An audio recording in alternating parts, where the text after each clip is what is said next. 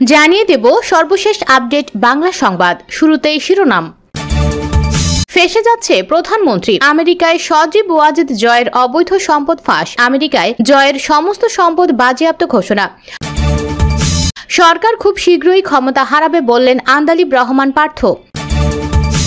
এতক্ষণ শুনছিলেন সংবাদ শিরোনাম, এখন থাকছে বিস্তারিত। যুক্তরাষ্ট্রে সজীব ওয়াজেদ জয়ের 32 কোটি টাকার বিলাসবহুল বাড়ি। সজীব ওয়াজেদ জয়, যিনি যুক্তরাষ্ট্রে সজীব আহমেদ ওয়াজেদ নামে পরিচিত, তার আয়ের মূল উৎস হল যুক্তরাষ্ট্রের নাগরিক হিসেবে তার ও তার স্ত্রী ক্রিস্টিনা ওয়াজেদের সম্মিলিত ইনকাম। কিন্তু আমরা অনুসন্ধানে তাদের এমন কোনো ব্যবসা প্রতিষ্ঠানের সন্ধান পাইনি যা থেকে তারা যুক্তরাষ্ট্রের ভার্জিনিয়া অঙ্গরাজ্যের মতো জায়গায় বিলাসী বাড়ি ক্রয় করতে পারে। গোয়েন্দা সূত্রে আমরা খোঁজ পেয়েছি সজীব ওয়াজেদ জয় তার নিজের নামে 10411 নামে পার্কার হাউস ভার্জিনিয়াতে একটি বাড়ি কিনেছেন।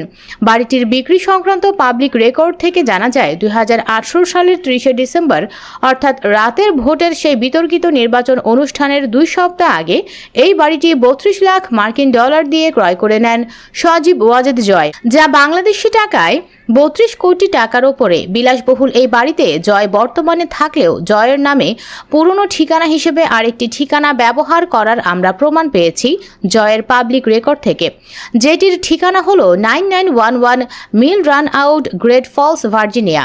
6 বেডরুম এবং 4 বাথরুমের এই বাসাটিতে জয় আগে বসবাস করত, যেটির বর্তমান মালিক হিসেবে আর্নেস্ট এবং জেনিফার নামের এক দম্পতির উল্লেখ আছে পাবলিক রেকর্ডে। তারা 17,90,000 মার্কিন ডলারে জয়ের থেকে 11 অক্টোবর 2022 সালে বাড়িটি কিনে নেন।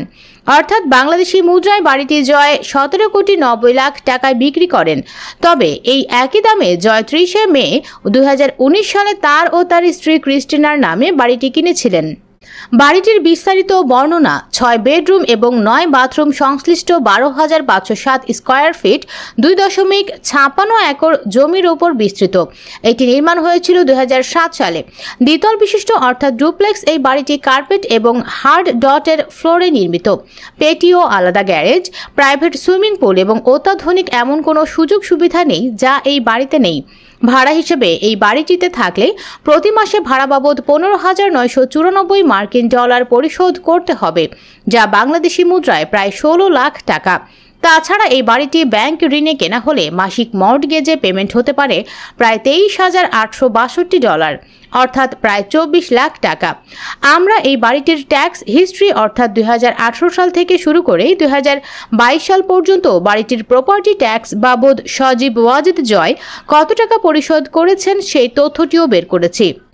গত 5 বছরে বাংলাদেশ টাকায় জয় এই বাড়িটির জন্য প্রপার্টি ট্যাক্স দিয়েছেন বাংলাদেশি টাকায় প্রায় 1,83,61,000 টাকা।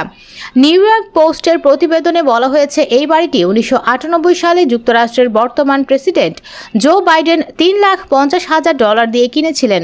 2010 সালে তিনি যখন ভাইস প্রেসিডেন্ট ছিলেন তখন তিনি বাড়িটি বিক্রি করে দিতে চেয়েছিলেন ছেলের চিকিৎসার জন্য।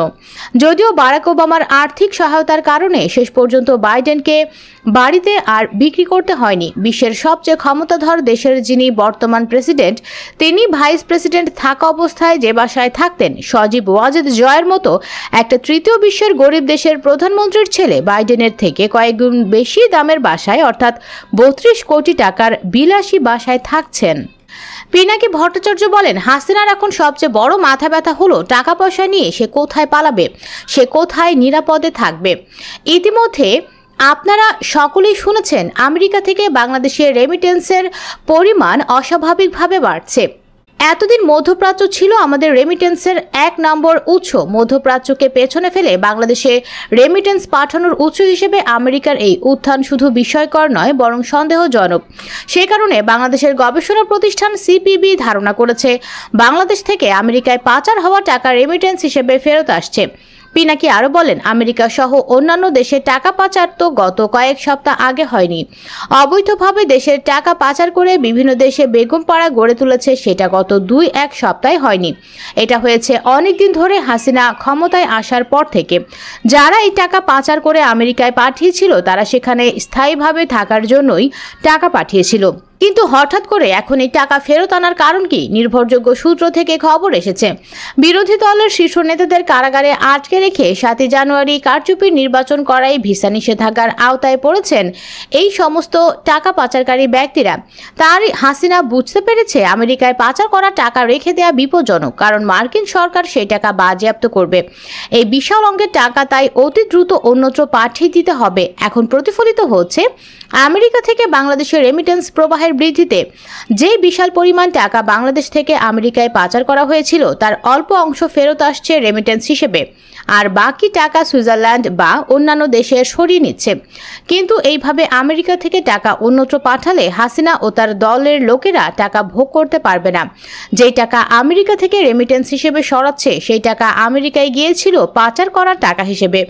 এই অবৈধ অর্থ পাচার করাকে ইংরেজিতে বলে মানি লন্ডারিং। শুধু আমেরিকার আইনে না, বাংলাদেশের আইনেও মানি লন্ডারিং একটা শাস্তিযোগ্য অপরাধ। পৃথিবীর যে কোনো দেশে মানি লন্ডারিং একটা শাস্তিযোগ্য অপরাধ। টাকা যেহেতু রেমিটেন্স হিসেবে পাঠিয়েছে, তাহলে নিশ্চয়ই একটা ব্যাংকিং চ্যানেলের মাধ্যমে বাংলাদেশের কোনো একটা ব্যাংক পাঠিয়েছে। টাকা যেহেতু রেমিটেন্স হিসেবে পাঠিয়েছে, তাহলে নিশ্চয়ই একটা ব্যাংকিং চ্যানেলের মাধ্যমে বাংলাদেশের কোনো একটা ব্যাংক অ্যাকাউন্টে টাকা পাঠিয়েছে। অর্থাৎ অ্যাকাউন্ট টু অ্যাকাউন্ট টাকা ট্রান্সফার হয়েছে। অ্যাকাউন্ট টু অ্যাকাউন্ট খুঁজে বের করা আমেরিকার গোয়েন্দা সংস্থার জন্য খুব সহজ ব্যাপার। পিনাকি ভট্টাচার্য আরও বলেন, আমেরিকার মানি লন্ডারিং আইনে ইউএস কোড সেকশনে 1956 এর অধীনে সর্বোচ্চ 20 বছরের জেল এবং $5 লক্ষ জরিমানার ব্যবস্থা আছে। ইন্টারপোলের সহযোগিতায় যৌথভাবে টাকা পাচারকারীদের চিহ্নিত এবং গ্রেপ্তার করে নিজের দেশে নিয়ে যাবে। ইন্টারপোলের একটা খবরে বলছে, পৃথিবীর 22টি দেশের সাথে সমন্বিত প্রচেষ্টায় 2021 সালের জুন থেকে সেপ্টেম্বরে সংগঠিত একটি অপারেশনে তারা মানি লন্ডারিংয়ের সাথে যুক্ত 1003 জন ব্যক্তিকে গ্রেপ্তার করেছে। পিনাকি বলেন, বাংলাদেশে হাসিনার শাসন জয় বাংলা হয়ে যাওয়ার সময় হয়ে গেছে। দেশে যেই টাকা ফিরিয়ে এনেছে সেই টাকা জয় বাংলা হয়ে যাবেই, আর পশ্চিমা দুনিয়াতেও রাখতে পারবে না। একটা সময় ছিল যখন দুনিয়ার বিভিন্ন স্বৈরশাসকরা সুইজারল্যান্ডে কালো টাকা রাখত, সেই দিন বাঘে খেয়েছে। সুইজারল্যান্ডে পাচার করা টাকা আমরা যেভাবে বাংলাদেশে ফিরিয়ে আনবো শুনেন। পিনাকি ভট্টাচার্য বলেন, শুধু সুইজারল্যান্ডে পাচার করা টাকাই না, উন্নত বিশ্বে পাচার করা সব টাকা ফেরত আনা যাবে। কিভাবে আমরা টাকা ফেরত আনবো, আজকের আলাপ সেটা নিয়ে। সুইজারল্যান্ড থেকে তৃতীয় বিশ্বের লুট করা টাকা ফেরত আনার যে পদ্ধতিগত আন্তর্জাতিক আইনি কাঠামো, তার নাম হচ্ছে star by stolen asset recovery. এটা ওয়ার্ল্ড ব্যাংক এবং ইউএন এর একটি উদ্যোগ, যেখানে সুইজারল্যান্ড একটা অংশীদার।